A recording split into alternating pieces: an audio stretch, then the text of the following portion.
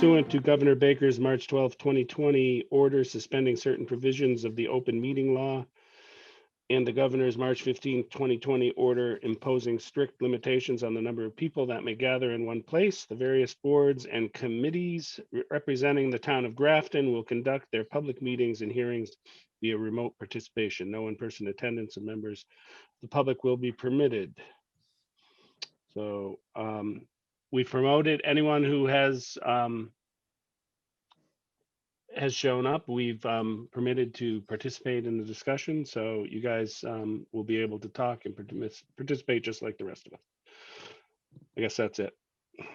Okay.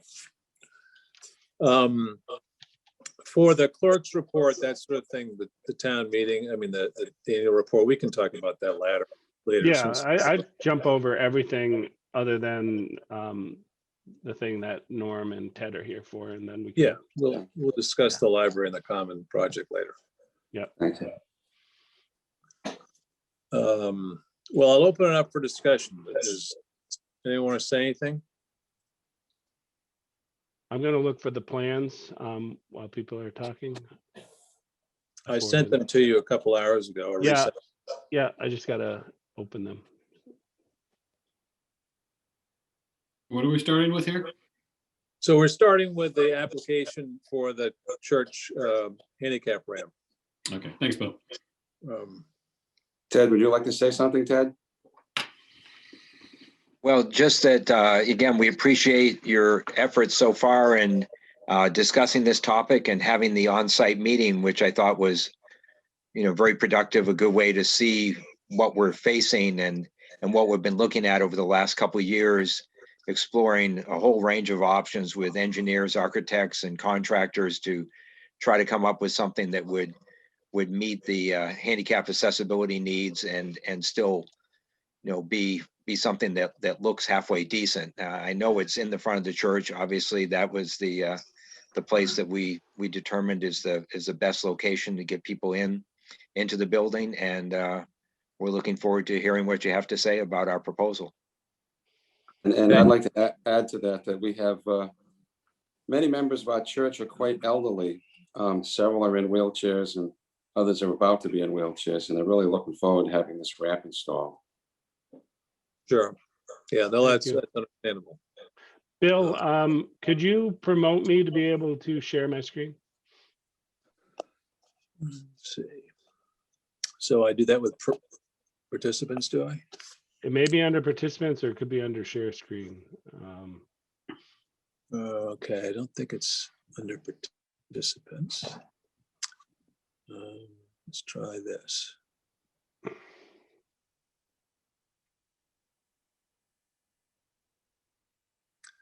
Webinar settings, maybe.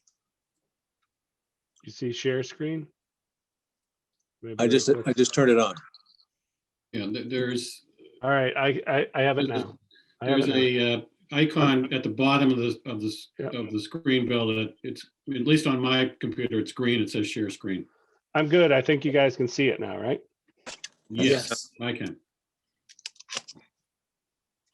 All right. I guess I'll break the ice with this since I broke the ice with the last time we met. This is Paul Scarlett.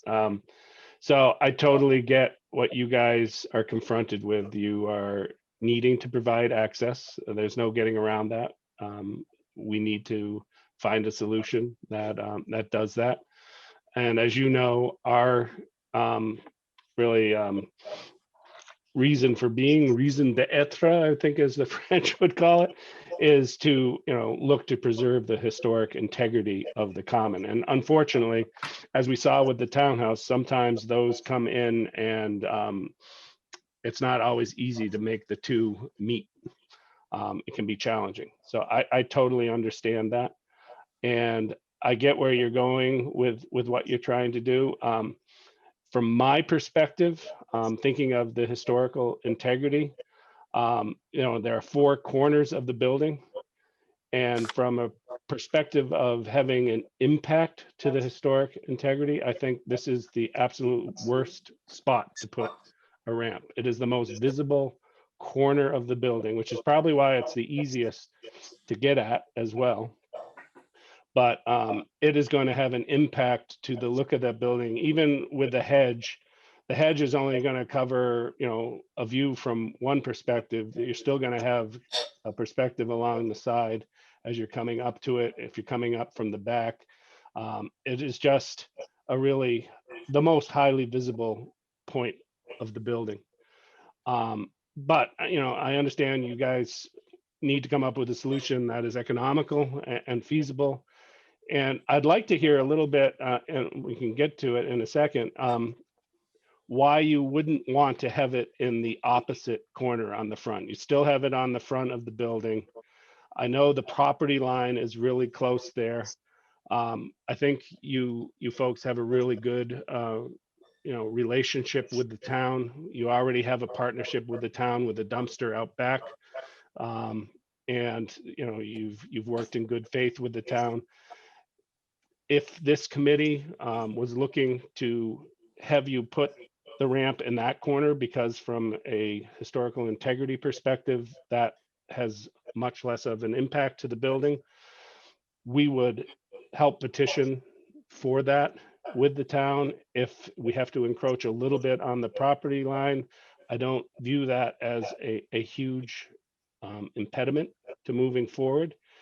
That's other than it being the Peace Garden, it really is unutilized space.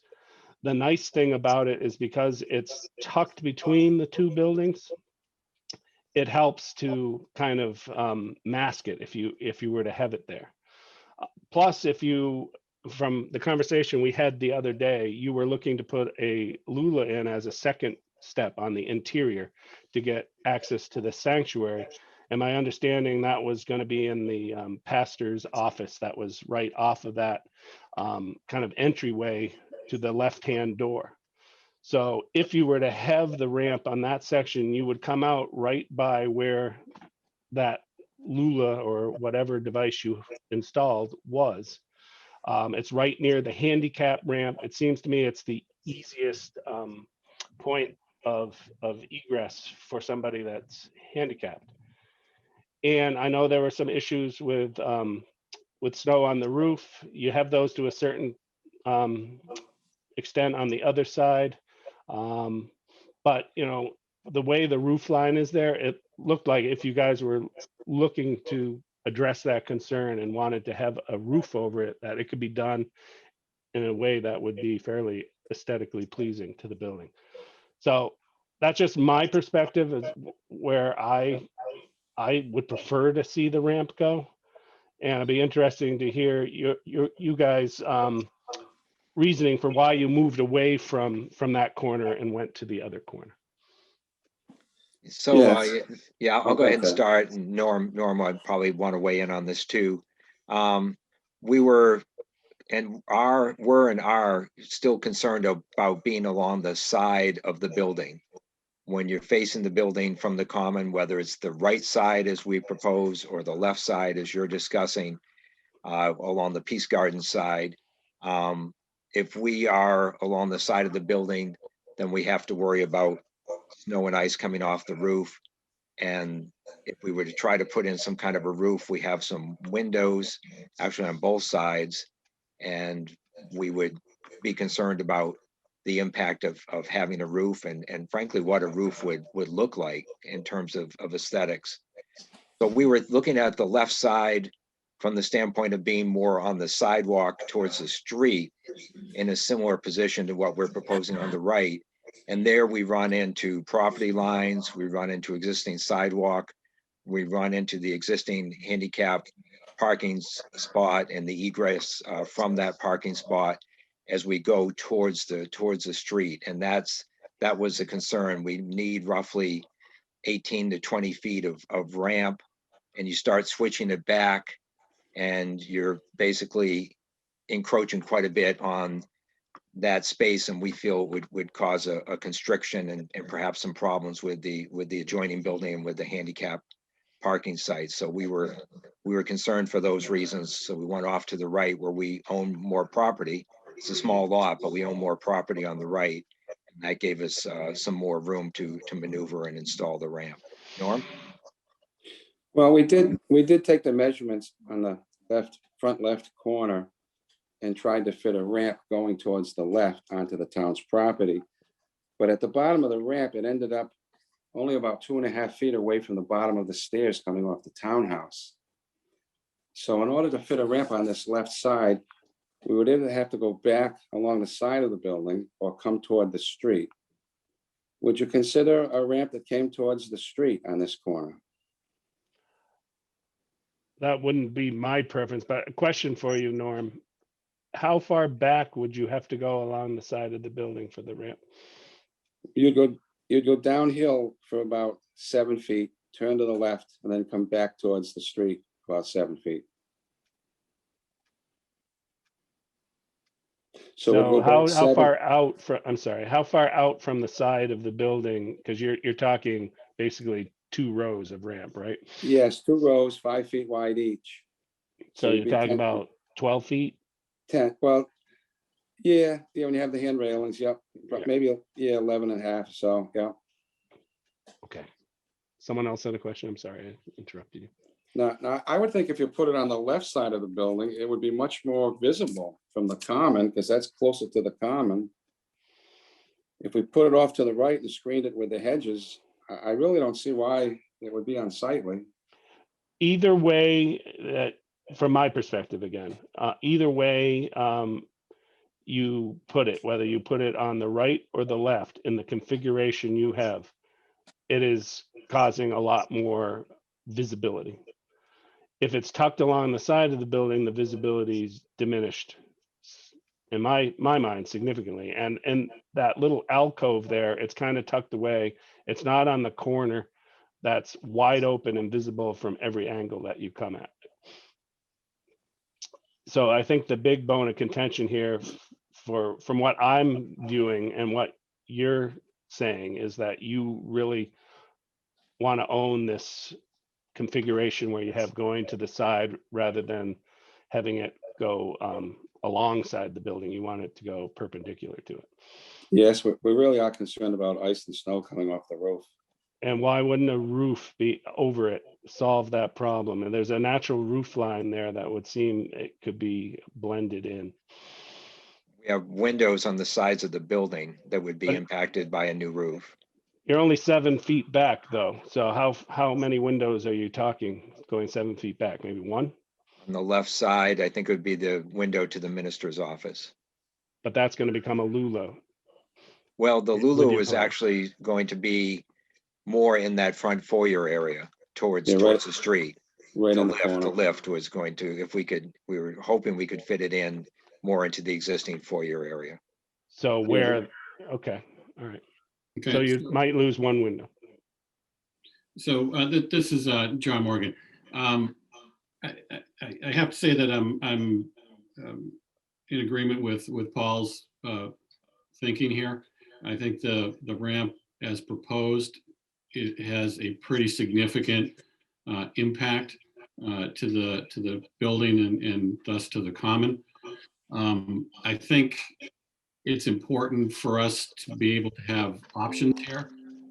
So I would suggest that you look at coming to us with a design option on the left side or the space in between the church and the townhouse, so that we can see the impact that that design would have, so that we're able to, to really understand what the impact of either approach would have. We certainly want to work with you folks to be able to have the access for your congregation that needs this ramp, needs this assistance to get into the building. So we want to work with you closely on this, but we do have a charge to protect the architectural integrity of the structures on the common, as well as this historic aspect of the common. So at least from my perspective, I'd like to see some options with regards to design for putting the ramp in the space in between the townhouse and the church.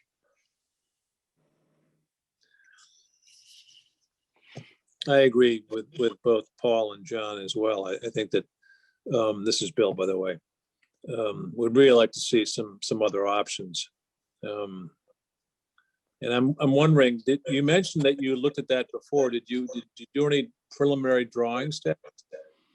No, I didn't. I just had laid my tape measure on the ground and knew what I had to put a change in elevation. I knew how much ramp I needed and met there with the parish priest, and we laid out various options, and none of which seemed easy. I agree it would be a better spot in that it would bring the entrance right next to the Lulu on the inside. Yeah, So that would be better, instead of having to wheel yourself through the halfway through the church to get to the Lulu. You just walk right in, you'd be right there. yeah. We did also, I had a contractor and an architect that we met with, and when we were measuring out, trying to fit the ramp over on the left side, and we saw how close we were coming up to the, the Apple Tree Arts building there, and what it was going to take in terms of impinging on the existing sidewalk and handicap parking, egress and ingress there. We had his suggestion. He said, well, let's go look over at the other side. And that's when the other side started to make more sense, from having room to maneuver and not impinging on town property and the Apple Tree Arts building and all that stuff. So we went, we didn't have an actual design, but it was not looking good for over there the way we were configuring it. Now, that was not a configuration parallel to the building, because again, we were trying to avoid the snow and ice coming off the roof. Ted, I would be willing, Ted, to take some more accurate measurements and do a sketch just for like this first sheet without detailing all the details of the ramp. I'd be willing to do a scale drawing of this aerial view with the ramp on the left for no charge, Ted. I could have that done inside of 10 days. I mean, that might make sense. I guess the other thing, and I'm, you folks have there's an appeals process that involves Central Mass Regional Planning Commission, and how does that work? Essentially, I think that's when you feel you've kind of reached an end with us and that you're at an impasse. I don't feel that we're there. You may, and certainly that is available to you. There is on the website, there's information about it. See, the thing we're facing is I could do this sketch and maybe it would fit and maybe you would like it, but then we've got to run it by the parish. And you're talking probably about a 4 or 5 week process. And then they would decide to have us redesign the ramp on this side. It's a couple months, come back to you, it's 3 months. So yeah, it's possible, Ted. I think we could do it. We would be willing to, if it would help and speed things along, we could have a special meeting. It wouldn't have to wait until the next monthly meeting. We could put together a special meeting. Oh, good. If that would be help. That would help. So I can have a sketch to you by this time next week. Before this time next week, I get email it to you, say maybe late Tuesday. Yeah, that sounds good. Yeah. Norm, would that be in the Peace Garden along the side of the building with a roof? Is that what you're envisioning? I'm going to try to keep it out of the side of the building, Ted.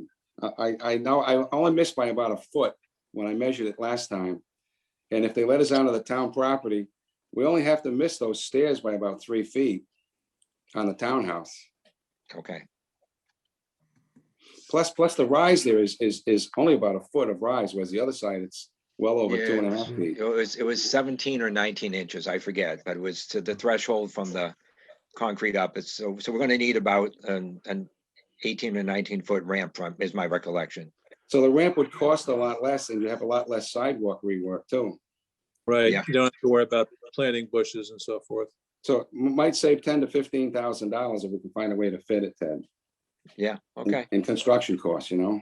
Mm-hmm. Just to be transparent here, what you're talking about is having the same configuration on the other side. And I'm not sure that I'm in support of that.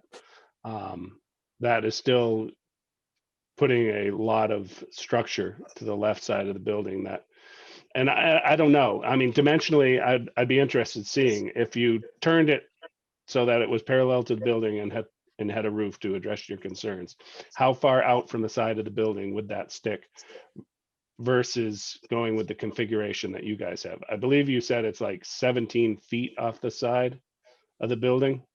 The ramp has design. Configuration to the right, whereas you were just Yes. telling me it would be less than that. It'd be like 12. So it would only be maybe a 5-foot difference, you're thinking? Well, that door is a good 4 feet in to the right of the front corner. It's 4 feet in or so. So that's 4 of the 7 feet. I mean, 4 of the 12 feet right there. So it would stick out to the left 8 feet, not 14 feet. 8 versus 17. Yes, that's a big difference. So that's a huge difference Right. in my mind.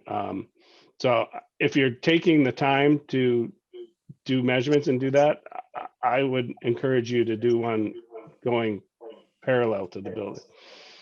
With a Oh, I roof. could do that also. And That'd be Norm, great. that would still be a switchback, wouldn't it? It would be kind of like entering from the pretty towards the middle of the Peace Garden, going back towards the dumpster in the back of the building, and then going to the right, switching back towards the street, coming to the front corner of the building, going left, and having a platform where a person can enter into the doorway. Is that correct? Yes. Yes. So I could do that sketch as well. It's not a lot of trouble to do those sketches, to take those measurements. That'd be a And- huge help, Norm. Thank That you. would be. All right, I'll do that. And a roof over that's going to be 10 feet out, 10 to probably 11 feet out from the building, or 11 and a half with railings and such.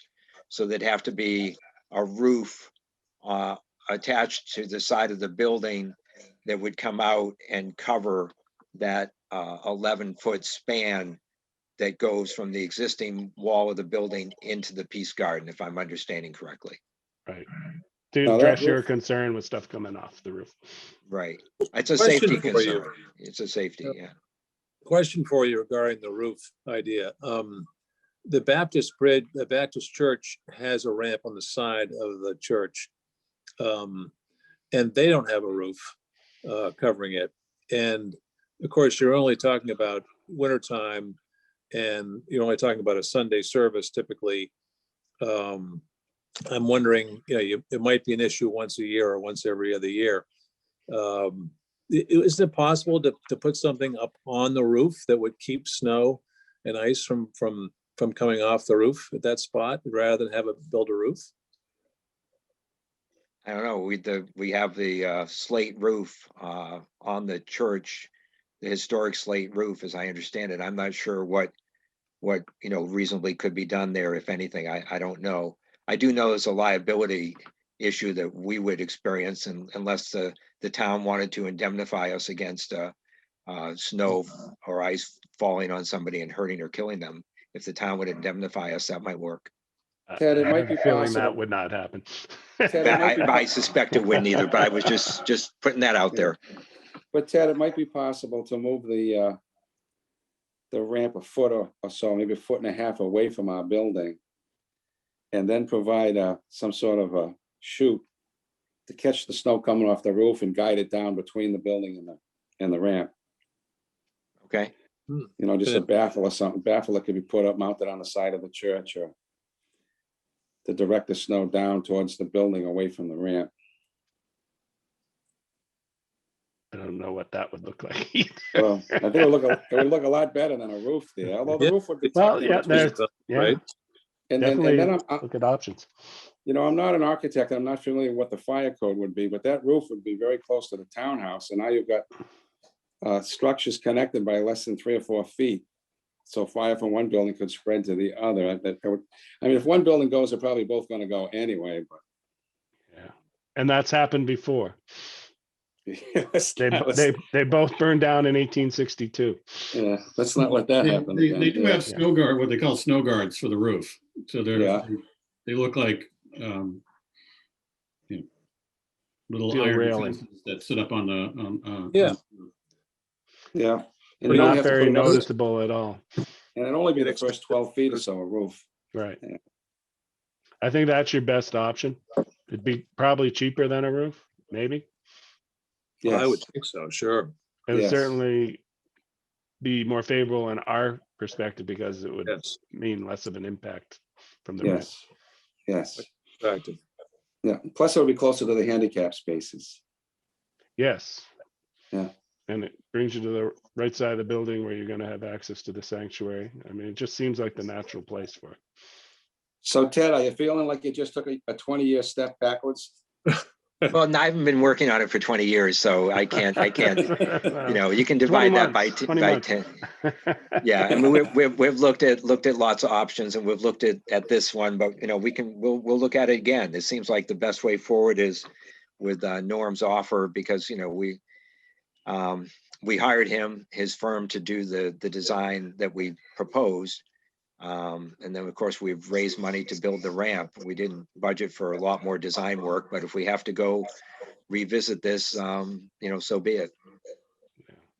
It's challenging when you're dealing with a historic site Yeah. and building. And Yes. but I think the end result, I mean, you look at the townhouse and how that ramp blends. I mean, it's putting a ramp on the front of a building is, you know, a historic building is Challenge. kind of a daunting task. Yeah. But it can come out nice if, you know, great minds Mm. think it through. Well, we certainly appreciate your cooperation, Ted and Norm. Well, we're gonna need your help getting permission to be on town property too, so Yeah. hang in there for that. Absolutely. Do what we can for that. Yep. We will help with that process. I Mr. would Chairman, guess it wouldn't be very much pushback. Mr. Chairman, can I throw 2 cents into this discussion? Absolutely. All right. This is Jeff Walsh. I'm here for other business, but nevertheless, I've been listening to the discussion tonight and last month.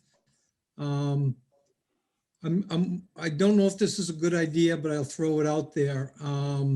Looking at the ramp in its current location off the right front of the church, I don't know if it would be worthy of considering maybe a faux type of structure to go over this ramp to take the observer's eye away from the ramp and try to focus on whatever historic type of looking structure might go over the ramp, whether it be something that used to be in the general area that was associated with the church or something else, something that mimics the gazebo in the middle of the common, but just something to try to take, again, the view away and hide the ramp in the location, whether it's here or on the left side in front of the church. So you're talking about a separate structure, Jeff? Yes, something of historic significance that would blend with either this church or the area, that would work for the applicant's team, but also work for the Historic District Commission, but just try to, you know, cover up the ramp so that one's not looking so, your focus becomes at the upper portion of this gazebo or whatever. You know, I think of like the front porch of a house. On some historic houses, you see at the corner of the porch, there's a big round gazebo or something like that. Or something similar to the gazebo in the common, or maybe there's something of historic significance that I'm not aware of that lends itself to this area. But still like keeps the functioning of the ramp where it is, because I agree, snow and ice falling off a tall roof like this is problematic, and you don't want to put people in harm's way. Interesting thought. Yeah. So we may have to come back to the right side, Jeff, when that day, if that day comes, then we'll consider that. But let me try to do these sketches on the front left. Sounds good. Sounds like a plan. Thank you, Norm. All right, guys. Okay. Thank you, Ted. Thank you, Norm. I'll email everything to you Appreciate on late Tuesday. Can I have an email address? Sure. BILL Yeah, NICH, yeah, the number 2 yeah. at verizon.net. Thank you. I'll email it out late Tuesday, and then maybe we could meet within a week of that. All right, thank you. I'll send it to everybody else. Yep, when I get it. Thank you, Thank you. guys. Really Okay. appreciate you. Yeah. All right, All right. thanks a lot, Appreciate it. gentlemen. Take care. Welcome. Yeah. Have a good evening. Yeah. Thank same. you. Take care, Andy.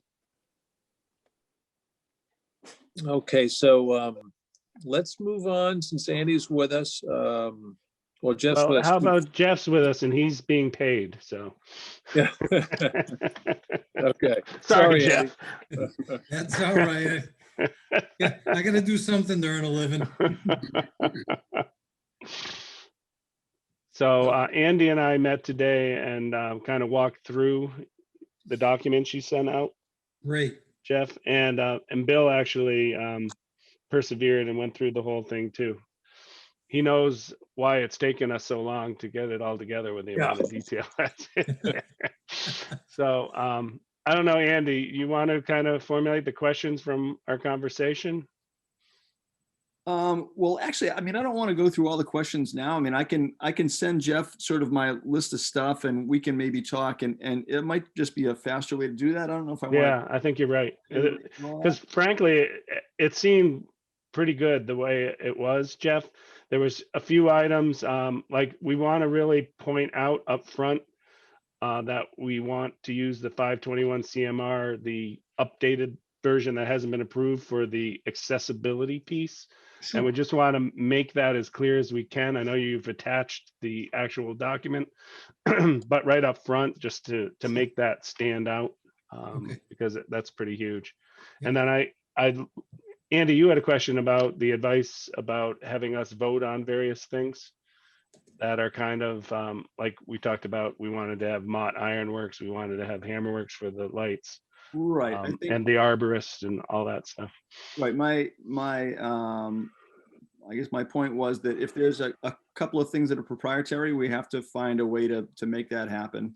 And then Jeff, I wanted to make sure that when we describe the scope to the bidders, that they understand that they're going to need to work with the town's consultants like the arborist, and that we're going to be assigning them, light fixtures and things like that. So I just want to make sure that, again, I've got a short list of pretty straightforward stuff to send to you, but that's a couple of things like that. And some of that's in the front end that I'll help to write, just the description of the project. And of course we can cover that when we have a pre-bid walkthrough, we can go through some of that stuff as well. I just want to make sure that we have it in writing, so that nobody can say, I never heard that, Yeah, it's the proprietary things, those two items, and then anything that we're going to assign to the project as whether it's a consultant or whatever. We just want to make that clear. Yeah, so like, Absolutely. I'm sorry, Jeff, go ahead. So I appreciate the input, Andy, and I think away from this meeting, you and I could communicate, and I'd be glad to, for example, add notes to the drawings to supplement what you're going to put in the front end about the bidding. You're right, because it's so important to communicate so we don't have a fight later on. Oh, you guys hit it in the back in the specs, something like that. Right. Yeah, exactly. Oh, I didn't know there was going to be an arborist, because I mean, Paul and I were talking about, you got to come in, strip the asphalt away first, and then do, the root pruning. Somebody's going to, if they don't have something in writing, they're going to say, I didn't know I had to stop. Once I get going, I can't stop, or it's going to cost you more. Here comes a change order. So it's just being able to be clear about what the phase is going to be, how it's going to go, I think is important. Certainly, and maybe whether it's notes as construction sequencing in coordination with others, with something like that. We'll go through the steps that you guys worked up. Yep. Much appreciated. Yeah. No problem. Yeah.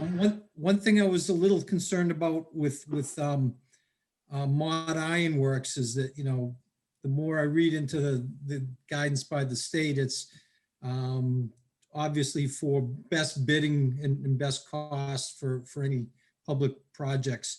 We're really going out on a limb a little bit by just putting the photographs in of the archways. Whereas if we knew what dimensional aluminum was going to be used and the rough dimensions of this thing, we could have something like that on the plans rather than complete proprietary to Mott Ironworks. But if Mott Ironworks has a specialty or specialize in historic or something else that we can that helps us with that proprietary aspect, that's better than that's good for the town. Right. But again, I'm sensitive to the public bidding process as well. Yep. Absolutely. Right. So if we can get some kind of verification that, because this is a historic reproduction that they're doing. And we do have dimensions. It's 3 by 3 inch square aluminum that they're using. It. I think you currently have it as tubing. And it's not going to be tubing. The piece itself isn't really drawn though. I mean, there's a sketch, but there's no, that's super loose in terms of having some sort of dimensional. Yeah, that was that drawing was done by Nick. It was just, you know, that has nothing. I don't think that because he isn't on the hook yet. He hasn't been paid anything, so I don't think he's done any drawings, so we won't have that. But we do have his bid that he gave us, his invoice, that gives some descriptions in there. Yeah, but for bidding purposes on construction documents, that shouldn't be in there. And Yeah, but we won't have and that. it's the specs on the specs. If I were a contractor, I'd be looking at it. Okay, what size material do I have to buy? What radii do I have to bend this to? Yeah, I can go out and measure between the granite posts at each of the 4 entrances, but how high off the ground does this need to be? And so on and so forth. That's the kind of information we should have on the construction detail in place of that photograph that we have in there. Yeah, I just don't. This is John. I'm a little confused here. If Mott is doing the design and they're doing the construction of the arches, correct? Well, that's what we would like. Yes. Okay. So if they're doing all of that, why do we have to provide a whole bunch of detail on the design if they're just going to provide all that? Because it's a public bidding Asking process. bidders to install it, correct? Mott's not installing it, right? The problem is it's a public bidding process, so anyone should have the ability to bid on it unless there's a reason why we can say we want to have this specific manufacturer build it. Like for Hammerworks, we want reproduction lighting of a certain type that will fit in. We can justify that. I think we can with them too, but we need a little more detail to be able to do that, I think. John, if you were going to put this out to bid and you wanted to use Mott Ironworks, you have every right as a private person to do that and require that. But in public bidding, you need to get the best bidding opportunity for the town or for whatever public entity it is. And unfortunately, if we hire a their design, right? It's going to be a unique design to them. But there are other people that could do that. That Mott is not necessarily, that somebody from the state would argue that you could go to other fabricators who could make the same thing. And so therefore you should put it out to bid. Right. I think it would be hard to find another one, but yeah, you might. Yeah. So we could certainly do that. How much money is it? It was like 11 something, I think. It was just over the 10,000 that would have allowed us to avoid this. Then why don't we just squeeze them? We upped it a little bit when we wanted to go with the square versus the tube. I think they might have both been on it. I'd have to look again to see exactly where it is.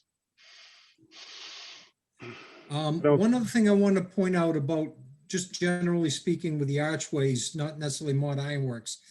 Every so often a loader or even a boom truck for tree removal is going to have to get into the common. So again, there's no height clearance called out on this. So that's, I don't know what you guys were thinking for height, and maybe you've already got it covered. I just wanted to point out that the height we wanted was to allow for a full-size pickup to be able to get in.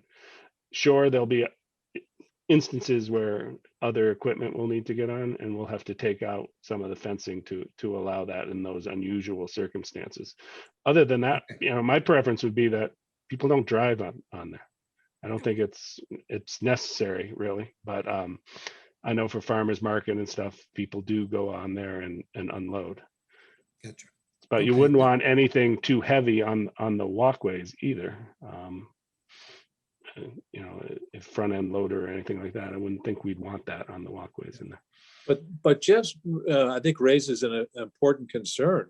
What about if we need to take down a tree? Don't we have to get a truck with a cherry picker in there? I mean, You just take down a section of fence and then you bring in your vehicle. It's easy enough you to have do. to drive it over the grass and squash the grass and potentially. You're not going to want to drive, the same reason why when we're planning it, we don't want to drive that front end loader over the walkway. You don't want them ever driving over the walkway. Those are really heavy pieces of equipment, much more than you would want to have going on the walkways. If you had to get a bigger truck in there, you'd want to remove rails, put down plywood across the grass to spread out the load so you wouldn't get ruts. And Yeah. ways to do it, you just have to plan it a little bit more. Could we, if that's the plan, because we're gonna not power wash, but remove paint, design one of those railings to either have like a gate feature to it so that Yes. people can actually, this would be I the time agree. to do that. That'd I be agree. a great idea. Yep. Maybe on Very the good. side where the Congo church is, by that entrance on that side. Are That's the they least as busy wide- section. Are they as wide as one of these openings, I wonder? Oh, they're wider than the gateway, if that's what you're Think they talking are? about. They're quite a bit wider. That's good, because, yeah, the current gate, it might not be wide enough for a big equipment. No, it wouldn't be. All right, and again, removal of rails is certainly a valid way to do it as long as that's in the long-range plan. And maybe it's already done, but nevertheless, when I was looking at the way those rails are hung off the ground, I said, oh, I wouldn't want to have to remove those on a regular basis, but Yeah. I'm sure there's hardware that can be devised to be hidden, but yet make them quickly removable. Can we add that to our specs, that we add having them make one of those gates by that entrance able to be swung open? You know, or easily disconnected? I think We can, definitely should. but the devil's in the details and time's ticking, and I'd rather Yeah. not get into that if we can avoid it. All right, you can always, Yeah, I think that becomes let's try to have the town figure something out. About Great. I'm that. kind of surprised that Paul Canoia hasn't brought that up, but maybe he's not aware that we're going to have these arches. no, we've talked about it. We just haven't talked about it recently, but we certainly talked about it. It was a subject that was brought up when we were proposing all this, because people were concerned about access to it. And so the idea was to provide access to a standard size pickup, which would allow for most standard vehicles to get on there. Anything bigger that would not regularly be on there But he was not, wasn't factored in. he was not on our meetings, attending our meetings at that point. Paul's been on since the very beginning. He was at our very first meeting. Yeah, but for Zoom meetings, we haven't been talking about that, I don't think. It was before. No, the Zoom. this conversation happened before we even had our funding approved, and maybe once or twice since. But he was certainly privy to all those conversations. Yeah, I don't think so, but anyway, let's All move right. ahead. So Andy, should I try to coordinate with you tomorrow to set up a time either very early next week or tomorrow to discuss this? Yeah, I think that'd be good. I can, I'll shoot you notes tomorrow morning and we can figure out a time to, and I'll send you my notes and yeah, we can figure out a time to talk. Won't take too long. Okay, no problem. I certainly want to make the time for this to keep it going. I'd like, if you shoot me the notes first, that'd be great. I can buzz through them so we're more productive when we speak. Sure. Sounds good. Great, thank you. You're welcome. Thanks, Jeff. Okay, thank you all. Thank you very Anything much, else on Jeff. this, sir? I'm Okay, sorry? thank you. Good night. Good night. So Andy, do you want to kind of walk through what we talked about today as far as meeting with the town administrator and all? Yeah, so obviously we tried to get the interim town administrator to help us out. But I have another project going out at the municipal center, sort of ramp and guardrail, little mini project, and he wasn't able to lend a hand. He had too many other fish to fry before he left. So we just basically shelved the whole thing until the new town administrator came in. So I'm going to get in touch with Cindy Ide and Joanne tomorrow and just get on the new TA's calendar ASAP. I know it's gonna, he's gonna be drinking from a fire hose for a little while, but This is time sensitive stuff. We need to get the documents, advertised and out to bid. So, we need to be a priority on his early list of things to do. We don't really need a lot of his help. The documentation, the contract is a pretty normal piece of documentation that I've already completed. It's really just, we want to make sure he understands what the scope is, what the project is, where the funding is coming from, and then he just needs to help us get it advertised. Other than that, there's not a lot of lifting on his part to do. Then we're all going to need to participate in a pre-bid contractors meeting. So folks that are interested in the bidding process can see the site and be walked through what we envision. Right, that'll be part of the bidding process. Is we'll have an on-site walkthrough, so people can see the common, understand what they've got to work with. They can ask questions about the documentation, the drawings, and the specs. We'll certainly reinforce some of the things that we really want to sort of get across to them, make sure they understand they're going to be working with our arborists, that we're going to be supplying lights and the archways and things like that. So we can, that's a great opportunity for us to get across sort of the major points that we want them to consider when they're putting together their bid. Excellent. So as soon as I can, I'll get on his calendar. We'll get him up to speed with what we're doing, get his help to get this advertised and out to bid.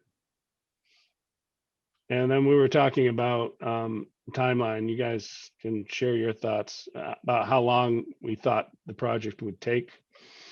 Assuming, we go out to bid around March 1 and we hire someone around April 1, how long do we think it would take them to finish the project? And, even when they finish the construction and the contractor's gone, we're going to have to allow time for the grass to take. So that has to be tacked on to the end. Yeah, and that's one of the things I'm going to talk to Jeff tomorrow. Get his idea about how long he thinks a duration like this should be. Again, Paul and I were talking earlier today. It's not just the construction, but they have to buy stuff. They have to order things. There's always lead times for different things. I don't think there's anything here that we're talking about that was really long. I'm not seeing anything that looks like it's a 12-week lead time. So hopefully we should be okay, and we'll see things in the normal sort of maybe 4 to 6, 2 to 4 to 6 weeks, depending on what it is. So you've got that first, and then, some of that can overlap with early construction activities. But we'll want, whoever's going to be, bidding on this, we're going to want to see a schedule from them as well, to see how long they think it's going to take and how they're going to schedule the work. But yeah, I think it's probably a 2-month, could be, it depends. Could be a 2-month project. It depends on how quickly the brick goes. But then you've got purchasing and ordering of things. And I'm not really worried about about inspections. We've got some inspections, but again, the town has been really good about projects like this, if we need an electrical inspection or something like that, we can usually get it done the day after we call. So that shouldn't take a lot of time. So Annie, are you feeling like we're not going to be able to basically try and direct having Mott Ironworks be the one that does the archways? And how does that work as opposed to Hammerworks with the lighting? Every time I've had a conversation with either Tim or Becca in the past, everybody always says you got to be careful because it's really hard to demonstrate that anything in particular is a one of a kind that only one entity can produce for you. So I don't think it's impossible, but it is a little tough sometimes, and especially if you ask the question. That if you have to ask the state the question, the answer is always you need to bid. Because the problem I see is, the archways need to be constructed, and there's time for them to manufacture them, and they need to have the lights to incorporate into the archways in order to do that. And there's a lead time with getting the light. So the thought was that we get the lights done, we go out and you know, have those done now, you know, as soon as we can get the select board to sign off on it. And then, you know, within around 4 weeks or so, we should have them, in which time, you know, hopefully we've got a general contractor on board, and Mott Ironworks was the thought that they would be on board as part of that. And then we could give them the lights and they could, you know, hit the ground running. If we can't say that Mott Ironworks is going to be the one, I suppose it's not the worst thing to give the lights to another entity that they hire, as long as they're hired in short order too. Right, and part of their scope is going to be to detail those arches so that they can accommodate the lights. I mean, that's going to be inherent in the detail and design, is that it needs to, it's a requirement that they have to be able to accept these lights and make them integral to them. So I think it's important that we still move forward with getting those lights done sooner rather than later, No, I agree. because otherwise it's going to end up tagging on time at the end. Yep. Yeah. Okay. Getting close, guys. It's exciting. I think one of the biggest thing to order is the brick. And Andy, do you think, have you heard anything about availability on things like products like that? Yeah, that's a pretty straight, unless we were looking for something really exotic, which I don't think we are. I think that's a pretty normal lead time kind of thing. I haven't heard anything. I can check with the guys that I'm working with on the library, just to see, but I haven't heard of anything in terms of brick lead times. That's been fine. Okay, great. So do we have any feel for what the town's doing with regards to the 3rd of July concert? Are we Yeah, still- the instructions, I've been in contact with the town for a while. I've told them that we don't really know when the construction is going to be done. We also, the unknown with even when it does get completed, that, you know, the grass still needs to take before we can open it up again. So I told them in all likelihood, summer events are a no-go there. You know, we'd like to have it ready for the July 3rd concert. And if we can, we'll certainly let them know as soon as we can. But I would not want someone to be planning on an event there and then lose the opportunity to have it because we're not ready. I've been my directing question- them to Mill Villages Park. Sorry, I didn't mean to Right, cut I you was off, just John. saying So my question is, do we know what the town's position is with regards to COVID? Because a lot of those, you know, a lot of the events were canceled because of COVID. Right. My guess, if I had to guess right now, I would say that we're probably still going to be vaccinating people in the beginning of July. Mhm. And so the state is not going to be opening up to, you know, any old gathering just at that point. I think we're still going to see probably more like a September 1 date for stuff like that, is my guess. Right. So yeah, I don't think the town's going to be in a position to have that. Yeah. So, you know, so if this goes longer than anticipated, I don't think we're going to have a big issue with regards could- to impact. Could work in our favor. You know, official events will probably still going to be restricted. Right. That could work in our favor. Yeah. Absolutely. Right. I mean, they did hold the farmer's market last year during COVID, but, you know, they would just have to move it, I guess. Yeah, we've been, like I was saying, we've been encouraging people to reach out for Mill Villages Park, because it's got a comparable space that they can use. But I think it's important that we kind of stay connected with the town on events, because if we think that there's going to be an impact, then, you know, it should be communicated early rather than Yep. late. Right. Absolutely. I've been communicating with them regularly and just reached out to them this week. So Should we let them know now that we don't anticipate, you know, anything before August 1st, or? I told them the whole summer, September 1st would be Okay. most likely the earliest. That's what they're working on. I told them if it looked like we were going to be able to open it sooner, we'd let them know as soon as we knew that. But until we had a contractor, it was really hard to know our timeline. Okay.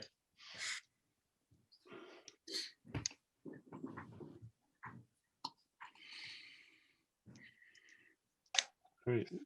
Do we wear out this topic? All right. What's up next, Bill? The library? The library is next. All right. So, so again, Paul and I talked this afternoon. I think what I'd like to do for you guys is we've got a couple of, you know, the perimeter fence that's around the construction site right now. We have a couple of panels of that. What I would like to do as a first step is to take a couple of those and put them up on the roof where the roof screen could go, and put a mark on them at 4 feet, and then put a tape at across the top at 6 feet, so we can at least sort of try to understand what different heights might look like from the sidewalk, from the street. Before we talk about materials, I think we want to kind of at least get something up there. Like, it's really going to help me to be able to get something up there that I can see before we even talk about materials. It's hard to really, I think, wrap at least my head around this thing without being able to know, like, what are we talking about? Is it something that's 3 feet high, 6 feet high? I think it'll help to have something up there that we can look at. Okay, that sounds sensible. I sent out an email before. My concern is that the cure is going to be worse than the disease. So I think we want to be, and I know you guys feel the same. We want to be careful about what we do with this thing, because I don't want to put some honking thing up there that's going to be more noticeable than what's there now. But I do think we need to do something. Yeah, I mean, I think we need something that's going to help, divert your eye away from the units. I don't think trying to completely screen it is going to, be effective. I think, to your point, and when I saw your sketches, I mean, it's just going to draw your eye to it even more than the units. Right. But we need to have something that between, when the trees are fully leaved out and so forth, that there's enough of a screen up there that it's taking your eye away from the units. Yep. And Paul and I looked at something today. There's the balusters along the exterior windows of the church. Those have a nice detail to them. There might be something along those lines that we might be able to pick up some of the architecture that already exists there and do something up on top. And that might be the kind of thing that you're talking about. It's a nice detail. It matches what's already there. It doesn't screen everything, but it kind of pulls your eye towards that instead of what's behind it. So I think that's, I think if I can get something up there to sort of help us out with scale first, and then we can come up with some other proposals, then we'll see what that looks like. Right. Is painting them an option, and would that help Painting, the units yeah, they could be painted, sure. if they were darker? Would that they kind of had to go away? Yeah, That's a possibility, John. Yeah. That would be easy too. I mean, that would be one part of a solution. right. That would be sort of step 1A, right? So guys, the balusters that Andy was talking about, you can see this picture, right? Yep. Mhm. So there's the concrete balusters here, and then it's mimicked here, and it's on the other end of the building too. They have the same thing. So that's one idea, is, having balusters up at the Isn't there top. some of that on the, oh, I'm sorry, that is the front. Yeah, you do just like. It's the side looking towards the front, and then on the front, I think, no, I think it was John Morgan noticed that there's some ironwork across the front windows. That's another Window. possibility. Yeah. I think I might like the balusters even more. Yeah, we can, Yeah. we'll definitely mock some stuff up. I can do it in Photoshop, and we can also get something up there that's to scale, that's the right color and sort of mocked up before we do the actual thing. So we can do something that sort of mimics what's going to be there. So That's great. happy to work through some of this stuff and get something that we can look at for real that will help us to make the right decision. Great. Thank you. That'll be a big help. Yeah, it'd be huge. All right. Do you want us to show your landscaping plan? Sure. All right, hold on. Plans plural. We've got more, right? So again, this is based on landscape architect is working with us, working with some donors and some potential donors to sort of, there are some areas of this project that weren't really landscaped. And so, and things were starting to happen in bits and pieces. And I took the initiative to suggest that we really needed to take a whole site approach to this, so that we had one, a consistent design and things were actually thought through all the way around the building. So, a lot of what is on here was already part of the scope. The plantings that are around the building, some of the trees, those were already part of the building project. But there are some things like where the two construction trailers are right now, there was really nothing there. Those old hedges that don't really make any sense anymore were going to go untouched, and there was basically going to be nothing happening over there except for some kind of, they were hoping to do some kind of raised beds. So I just said, well, why don't we design something? This is just concept designs. I mean, this is the landscape architect took a few days to come up with 4 different versions, and mostly what he played around with was that area where the raised planters were being talked about, where the construction trailers are. There are some other things going on around the building, but most of the differences between the 4 options are on that corner of Upton Street and South Street. So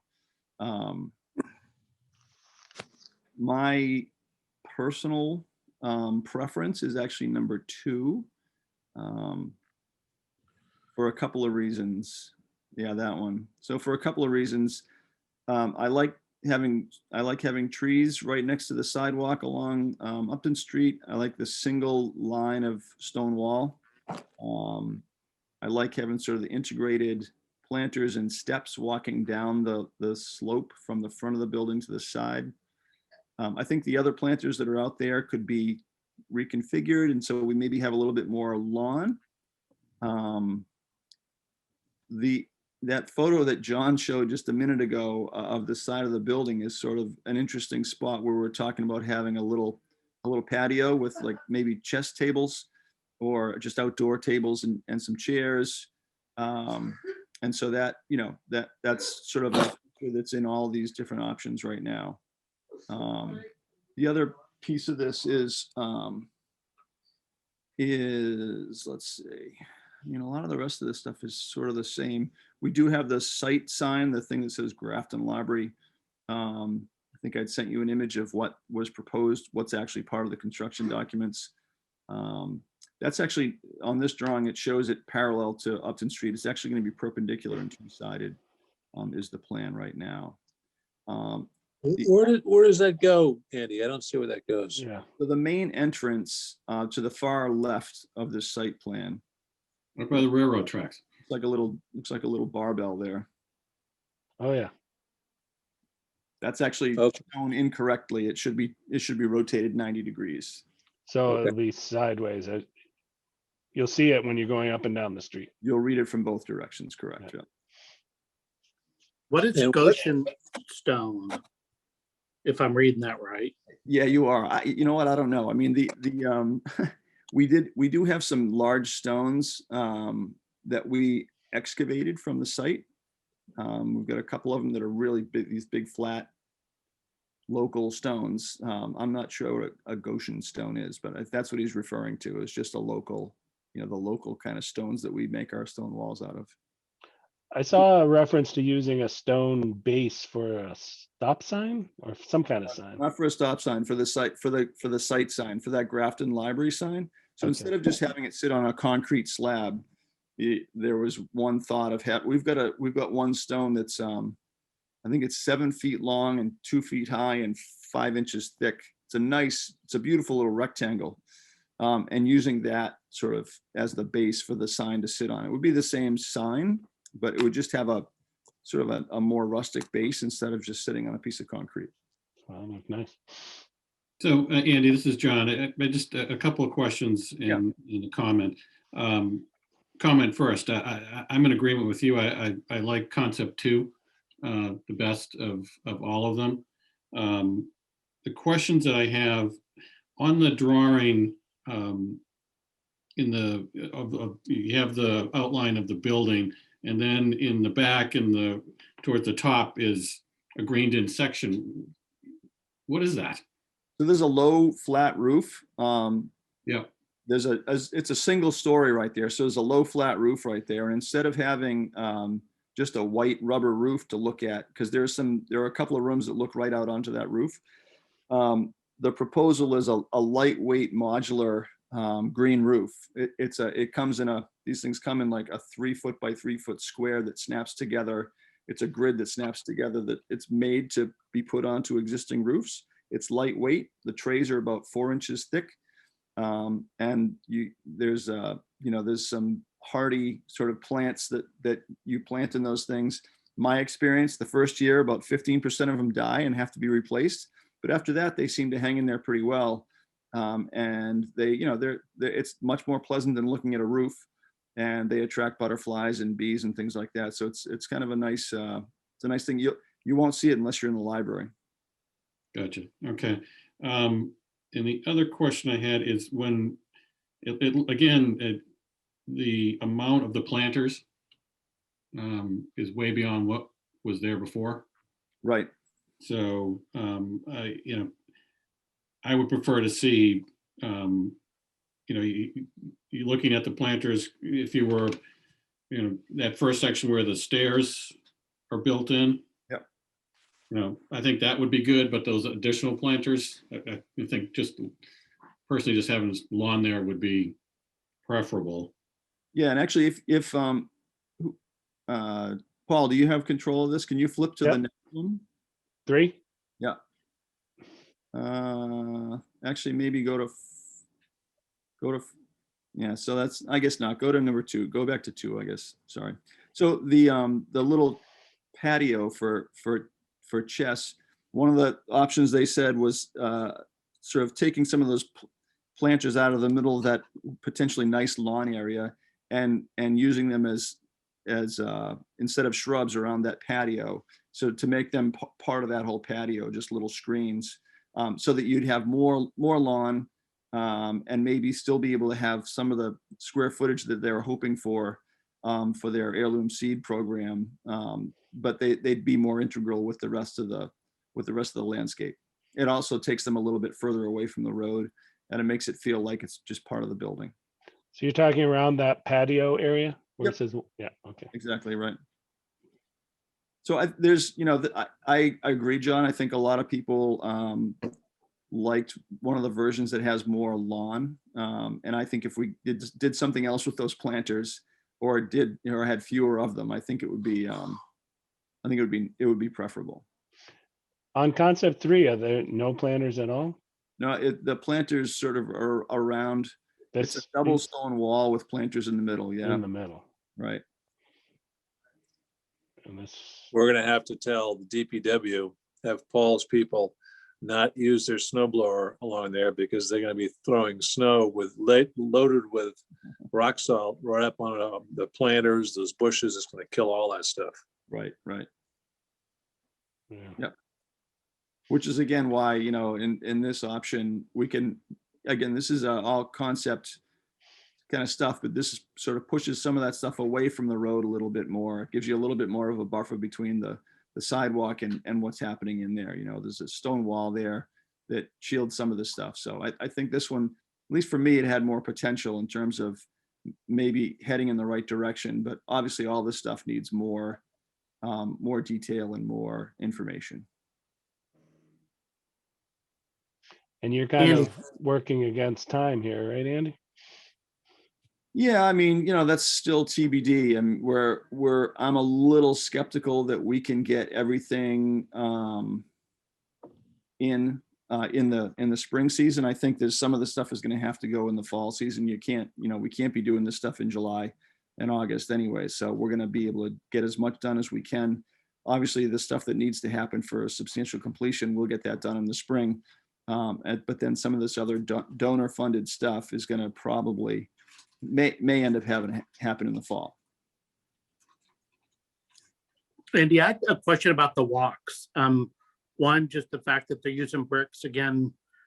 I think that's great. I like that. It's just they're gonna have to work with Disability Commission and just make sure that whatever they're doing is like we're doing on the common and meets their standards. And then the way where it meets the concrete sidewalk, I would recommend, throw out that they put that little 6-inch strip of granite, the way we're doing it on the common, to either mimic it or, but also to kind of dress it up a little bit. Right. Yeah. So right now there's actually, it's an option as brick. There's no funding for it. I mean, some of this stuff is specific to donor funding. So Right. great idea. I'd love it if we can do it, but I don't think we currently have the funding for it. So I'm not sure Okay. that's going to be brick, even though I'd love to see it happen.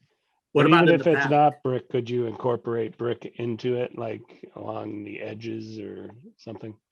In the middle, maybe, where you've got that circle? So where the circle is, yeah. So we talked about that a little bit. That's a potential, that's a place where maybe we do sort of kind of a different version of what we're doing on the common, where we've got, maybe when you first walk onto this, there's some brick, and then it turns back to concrete, and then that middle part ends up being brick again. So yeah, again, early concept stuff.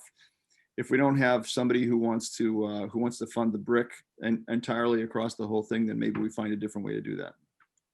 How much do What you think about- that's gonna cost, the brick? I don't know. We haven't looked at, that's the next thing with this is I'm trying to get, we had 4 different options. I'm trying to get them down to 1. So then we can do some costing exercises around them.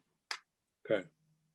Yeah, What about Andy, in- you wanted to know how much we had budgeted for the brick, Oh, right? yeah. John, go ahead. You've been patient. You had a question. I'll look it up and. In the back, it also mentions permeable pavers. Is that an option, or is that what they plan to do?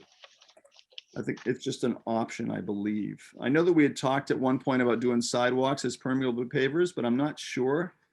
I'd have to check to see if those are actually part of the project. I think we're just doing concrete sidewalks. Okay. So Are you the- concerned with the timber steps? From a long-term I do. maintenance perspective? Yeah. That's your low cost option, right? Yeah, that's right. Timbers and stone dust. I'd rather see brick and granite for sure. So for the common, the labor for the brick installation, we budgeted 351,000. And for the cost of the brick, which we had estimated at 6,500 square feet, with a unit price of $7, we budgeted 45,500. Okay. So it's $7 a square foot. Okay.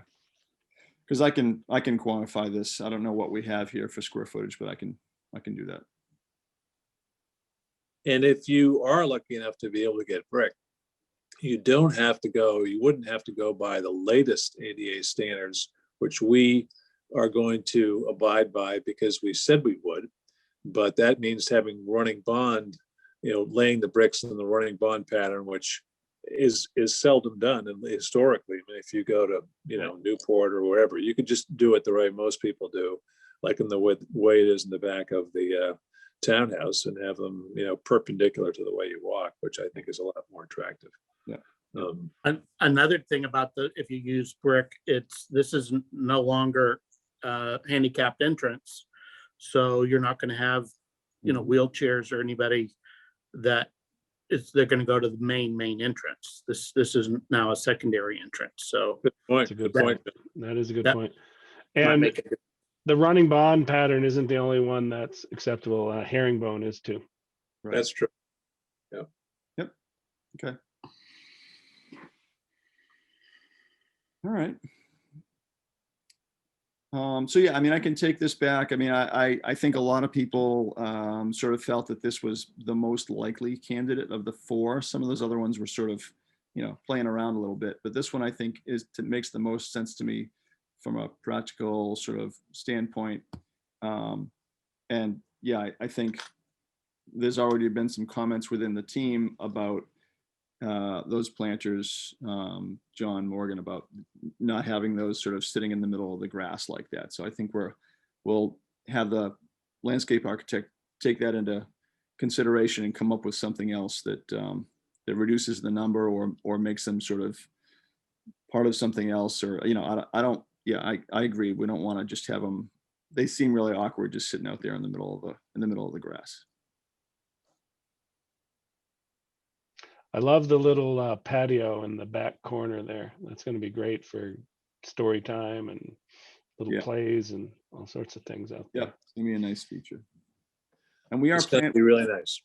we are looking at planting a tree that's sort of in between a couple of the existing trees that will help to eventually screen the roof too, but that'll take a little while. We need to do something else first. Okay. 50, 60 years, it won't be an issue. Andy, what about the lights in the building?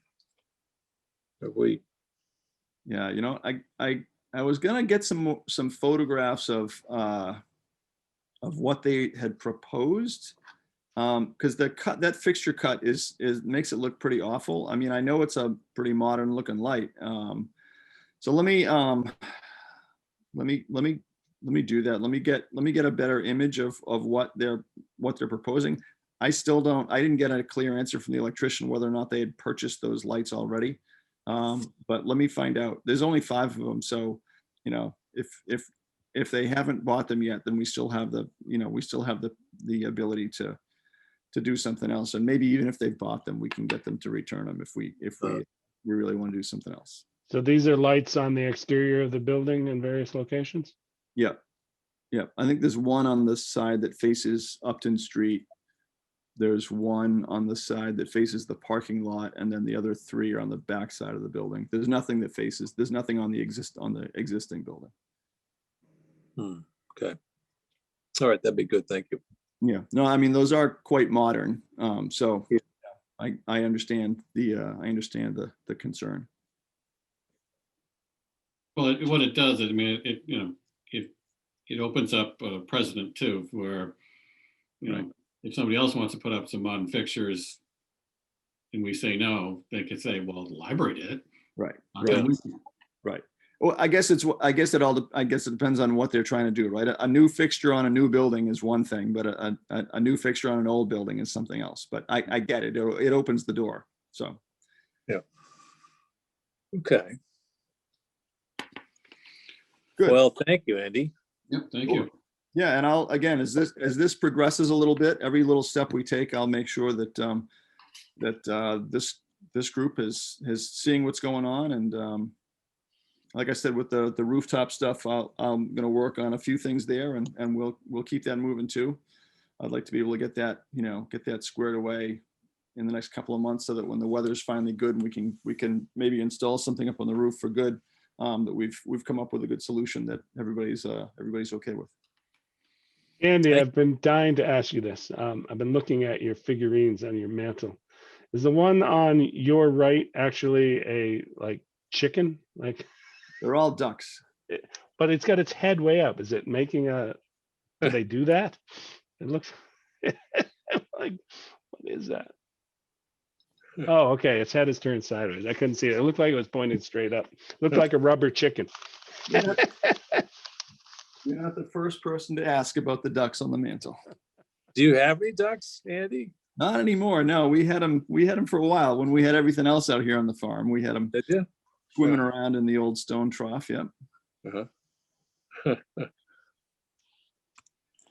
All right. All right. Thank you, sir. Well, thanks, Andy. Thank you very much. Yep. Happy to always give an update. Anytime you guys have a question, let me know. Next time you're walking by the library, give me a shout. Come on in. We're painting walls and ceilings are going in, so it's coming along. Andy, I'm sorry. One quick thing before you sign off.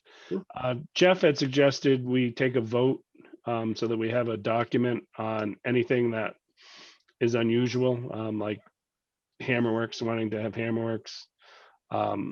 We had wanted to have Mott. That sounds like it may be difficult, but would that still be something that we could vote on? Say it would be our preference to have Mott. I think so. Yeah, I think you could certainly vote on that, and then if we're advised otherwise by our town administrator or whoever, then we obviously don't take that option. But sure. And we should separately hire the Davy. And we Yes. should reach out to those folks too. Yeah, I think that'd be a good idea to get them on the line soon, because I'm sure they're probably scheduling work for the spring already. Right. Okay. So, Oh, right. Andy, just quickly, I wanted to mention one thing regarding the sign. Have you guys all seen the rendition of the sign No. that I sent out a photo? I think I sent, I think you sent it to all of us. Yeah. In a couple days. Yep. Yeah. I missed that somehow. I'm sorry. So it was sent on, This morning. Was it this morning? yeah, this morning. Yep. Was it with the other plans that you sent? It Was it in the same email or separate? was just a few minutes later. Yeah. All right. Sent out at Do you have it? 3 this morning. Let me see if I can find it. It doesn't say any of the colors. It looks like the whole thing's going to be aluminum. Is it? Wouldn't this require an application? Yeah. It was part of the overall, submission to the planning board. But I do think it needs to be, I'm meeting with the town planner tomorrow, and that's one of the things I wanted to ask him about. But I don't think the sign was part of the overall project application to historic districts. So you may require a separate application. Okay, yeah, it should, I mean, it's been part of the construction documents since from the beginning, so, but I'm not sure what was submitted to you guys, so, yeah, we'll have to do a separate submission, which is fine. That'll be me. I found it, so I'll open it and so you guys can see it.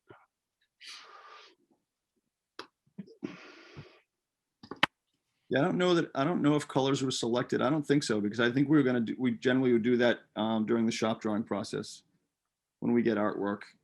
Yeah, there are no colors mentioned. Yeah, no, I think that would come when we go do shop drawings. But But what's the stone? Is the stone's going to be the base? yes, that was the idea, right? That's something we're kicking around right now. Instead of having this thing just sit on a concrete slab, it'd be sitting on a 7-foot long, 2-foot high, 5-inch thick piece of stone. Is a sign necessary? There's not a sign now. There was Yeah, a there isn't. small sign on a post. There is? I mean, most of the municipal buildings have signs in front of them. I'm just trying. Is there a sign now? I don't think so. I There don't might think have been one in the back before the just on the construction. building. It just says Grafton Public Library on the front of the building. Right.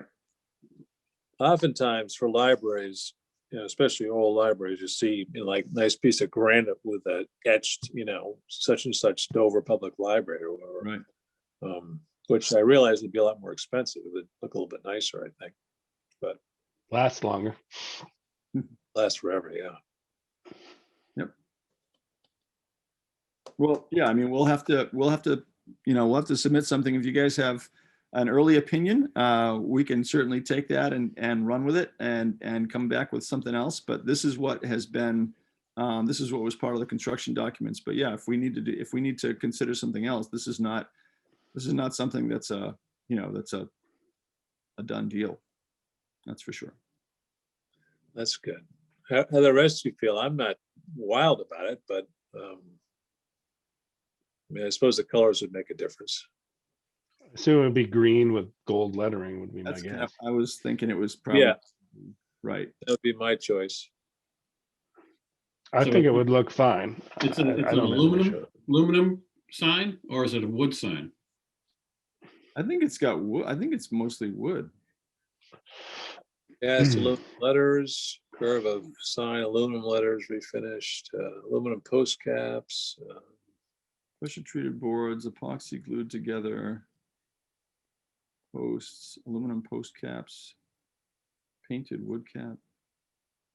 Copper flashing, polystyrene. I don't see a mention of wood anywhere. Yeah, it's kind of big. Yeah, I mean, if it's going to look like the Grafton Inn signs, then I'm opposed to it.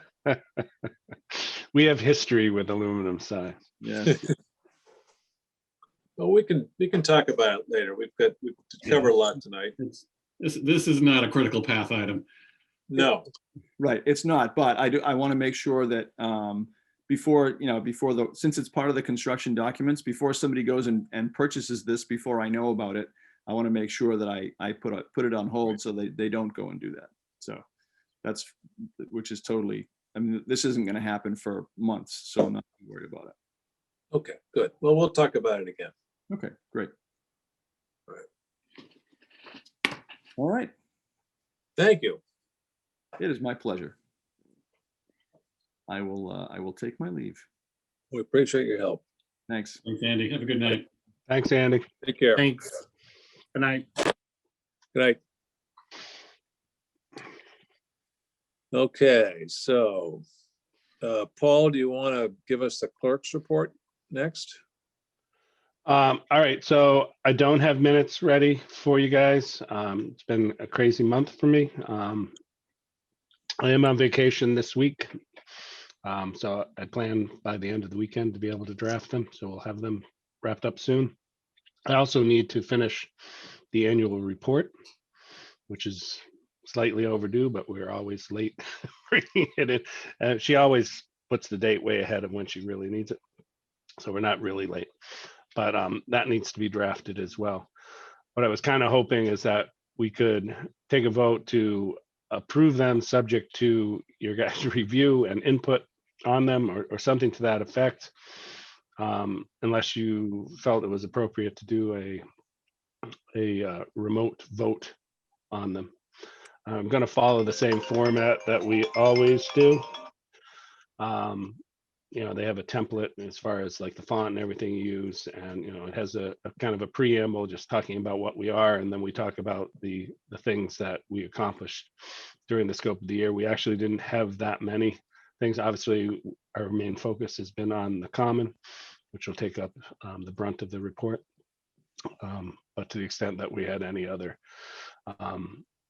applications that we reviewed, those will be included as well. Yeah, we didn't really have that many, as I recall. No, we didn't. I'm fine with that. So there's that piece. So we would, I was hoping we could have a vote subject to review and sign off. And then the other thing I just wanted to let you guys know about, and I talked to Bill, and I know John has been involved with it too, but for the rest of you, so the funding that we got from CPC has a sunset provision built into it.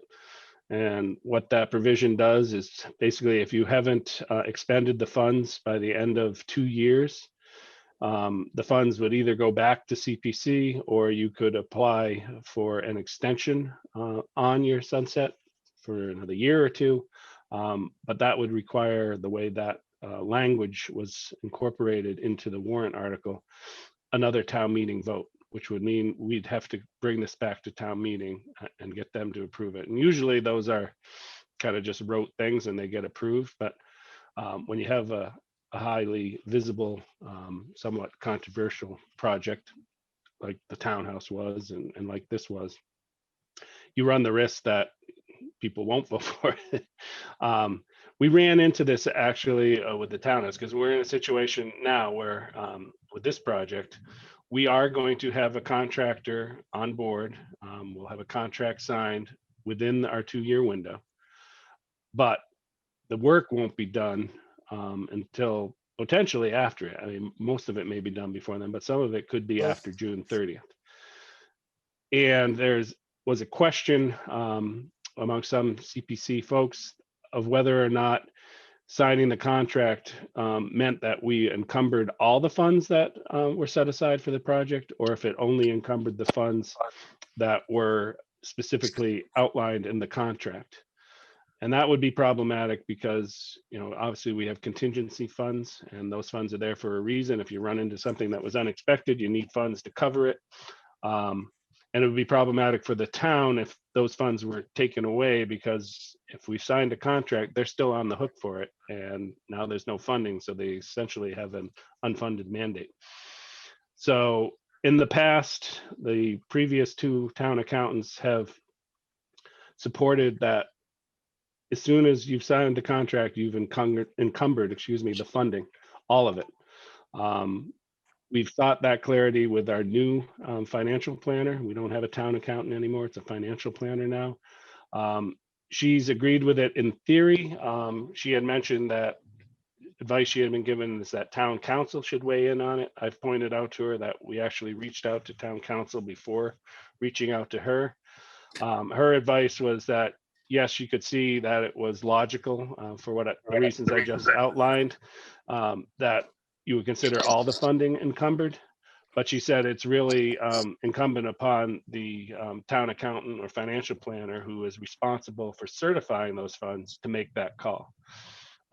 So it sounds like we're all good. She being Mary Loria, the new financial planner, she copied in the new town administrator, Evan Broussard, I think is his name. So he's aware of the project. I haven't heard anything from him. Of course, he doesn't start until Monday. Long and short is I don't think it's going to be an issue. I think we'll be fine with our funding, but I just wanted to make you aware that that's kind of in the background. Last thing we want to do is have to go back to town meeting. And really, that's not the intention of that sunset provision. It was never intended to make people go through another town meeting vote. It was just to make sure that funds, if they were just sitting there, would go back to CPC so they could be used on other worthy projects. And so CPC will be meeting this next week, and that's on their agenda to talk about that topic. The town council had suggested we could just change the wording to have it require a 2/3 CPC vote to approve an extension of the sunset provision with just, basically a slight tweak to the language. So moving forward, we won't have this issue, but we have it right now. Hopefully it doesn't become a big one. I really don't think it will. Right. Okay. So the other thing I brought up was Jeff's, and I don't know if you guys all saw it, but basically he's saying anything unusual we have, like where we want lighting to come from Hammerworks, or we want to have, even though the arborist won't be involved, the arborist is going to have to work with them. Our preference, Devmont Ironworks, who we've worked with doing it, even if they don't end up being the ones, but to just have a vote saying that, those are things that we felt were necessary due to the nature of this project, whether it be the historical integrity of the property and our desire to keep that integrity, or with regard to the arborist, the fact that we've been working with this arborist, they know the property, they've mapped it all out, and we want to continue their services to help make sure that we protect the trees when we're doing the installation. So just was looking for a motion for us to say that we support all those concepts, and then I will capture those in a document in addition to our regular minutes. Although I think the minutes might even suffice, we could just provide those as long as it's broken out separately, and that may be ultimately the better way to do it. But I just think we need to have a vote on those things. Okay. I don't know if somebody wants I'll to make the motion that we, Well, technically, you can't, so I'll make the motion. I was just going to ask, is that the chair cannot do that, right? The chair cannot, so I'll make the motion. And we just need a second. And I will second it. All right, any other? All those in favor, say aye. We need to have a roll call. Yeah, and first you gotta see if there's any other discussion on it. Yes. Is there any other discussion? No, hearing none. John Stevens, how do you vote? Aye. Brad? Aye. John Morgan? Aye. Bill Nicholson? Aye.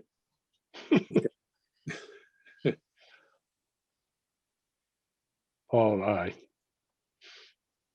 All right, I declare the motion carried. Perfect. All right. So I think that's it on that.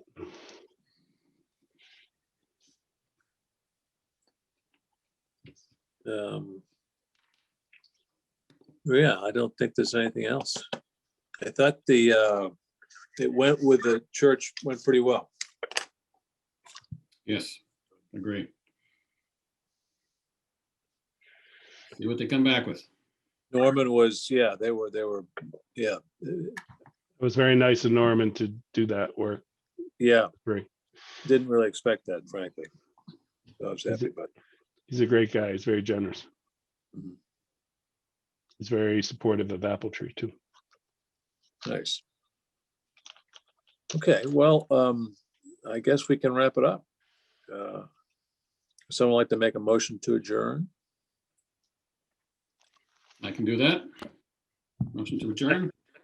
Second, All those in favor? roll Aye. call. Yep. John, Aye. Steve, so you're in favor? Brad, are you in favor? Aye. Okay, me too. Aye. I certainly am.